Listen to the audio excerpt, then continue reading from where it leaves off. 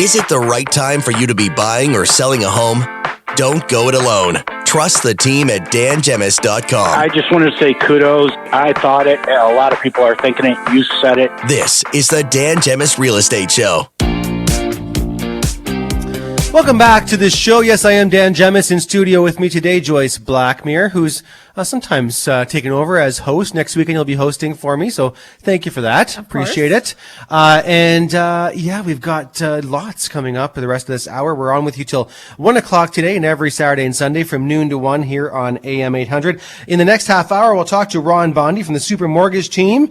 He's going to talk about his tip today is all about pre-approval versus getting pre-qualified. A big difference, so he'll tell us about what those differences are. We also have our featured business later on in the show, and I got a text from someone asking which company it was again, but it's Caulk and Seal. Yes. And they do basically resealing and caulking of windows, and I'm sure other things around the house too. Absolutely, so they'll be featured in the next half hour, and we'll learn all about their business. So in the meantime, though, and I can't forget, we have the popcorn giveaway contest. If you haven't already entered, you can text 10800 with the keyword movie, MOVIE, with your first and last name, and you'll be entered to win the contest that we will do later on in the show.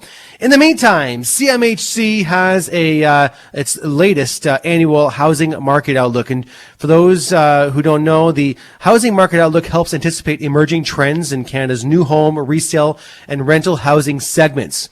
So it also helps forecast impacts on affordability, supply, and other housing challenges at the national and local levels. So I read through the report this week, and although I agree with some of it, with a lot of it, there was one specific thing I didn't agree with, and it was our pricing. So I'll get to that in a second. But in the meantime, here's some key highlights from the report. This is, again, nationwide. So they expect house prices and supply in Canada to decrease between last year and this year. Price declines are expected to end sometime later this year before increasing for the remainder of the forecast period, which is up to 2025.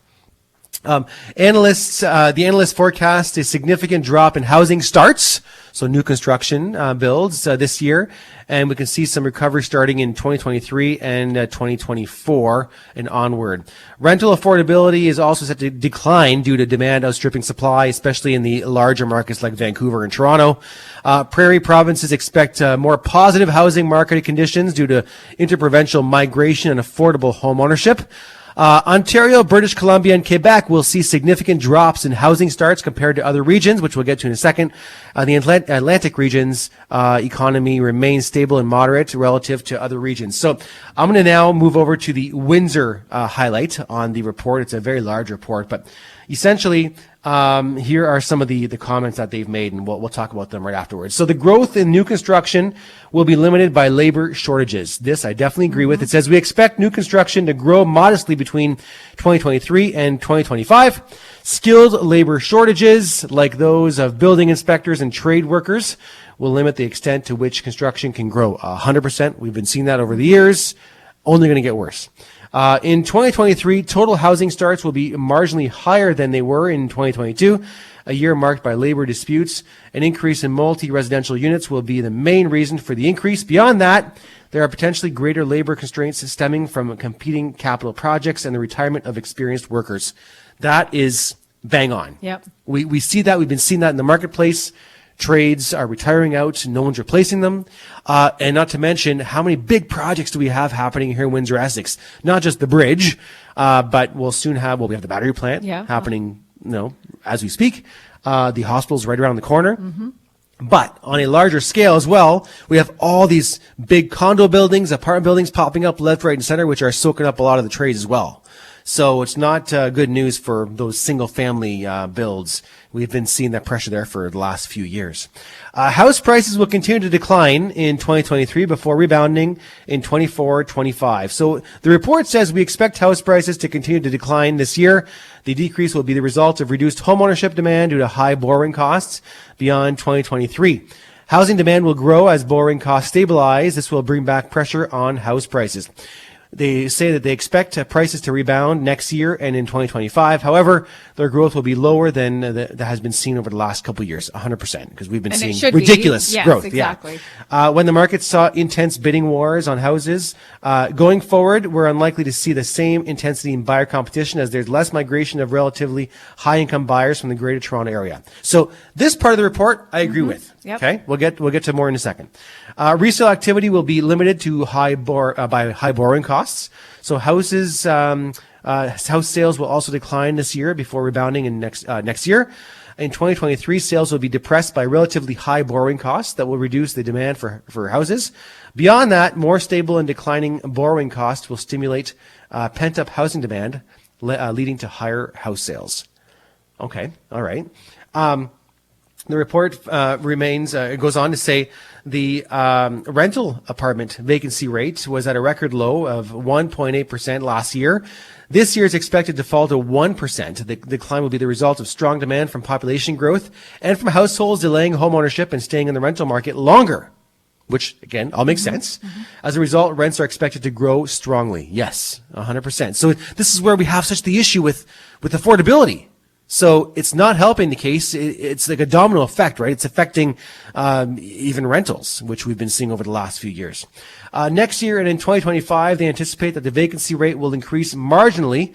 This will be caused by the availability of more units due to elevated multi-residential housing completions and higher unit turnovers as the resale market activity increases.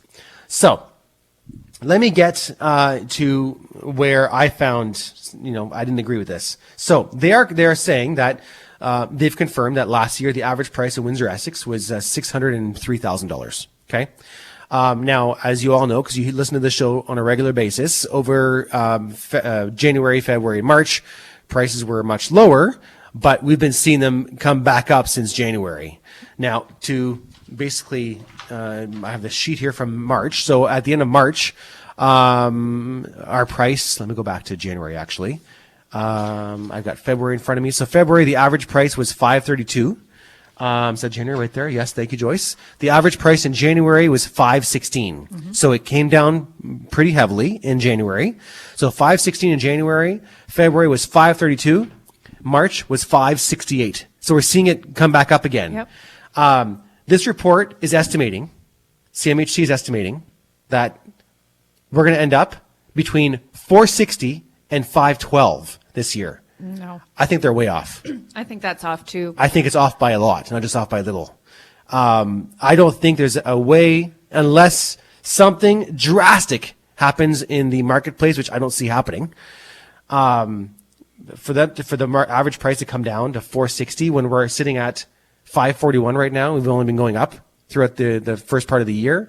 I don't see us dropping $100,000, and it's giving a high and low. So it's a low of $460, high of $512. I don't think we'll even be that low. I think we're going to be closer to $6, the high fives, in my opinion, from what we're seeing so far. But, and then it's saying in 2024, we'll go between $480 and $560, and in 25 from $495 to $611. So back to where we're at the end of last year. I think they're off. I think they're being very conservative. Probably. I mean, which isn't necessarily a terrible thing to be conservative, but... Well, it's conservative and realistic, and I think that to get to these numbers, we've already blown past them for the year, and I think it's only going to go back up this year from what we're seeing so far. Like, you're dealing with the agents. We'll have the April stat. Yeah, next week. Yeah, by next weekend. exactly. Yeah, you'll share that with the audience next weekend. But I don't know. The agents on the team are super busy right now. They're listing a lot of new inventory, which is phenomenal. Yes. Average days on market, depending on price, has actually been quite reasonable. Not necessarily that 7 days and off the market. But we're seeing multiple offers all over again. We're seeing multiple offers, albeit many of them are conditional, yes, but which is still good. Many of them are not. Yes. So that's also something we're keeping an eye on. As well. I don't know. Like the trend that we've been seeing on the team live on the streets is not what CMHC has been seeing. So what they're predicting. So I don't know. We'll see what happens. And like Joyce said, we'll have the stats for the month of April, which I'm very interested to see in the next few days. So she'll report them on the show next week. Yeah. But I don't know. Interesting. It's always fun to see what they predict. It'll be interesting to see what Ron has to say, because I would say we definitely haven't seen the fallout of these higher interest rates. No, not yet. So, I mean, that could play a part. Maybe it's a question we ask them. Yeah. In the next segment, we'll have them on. Let's ask what they're anticipating to see from the mortgage standpoint. He's always got a good sense. So we'll take a break. We're going to come back. We'll have Ron Bondi from the Super Mortgage team on with us. Later on in the show, we'll give away our gift card for the Richmond Popcorn Company. If you haven't already entered, text the keyword today, which is movie, MOVIE, with your first and last name to 10800, and you'll automatically be entered to win $50 for the Richmond Popcorn Company.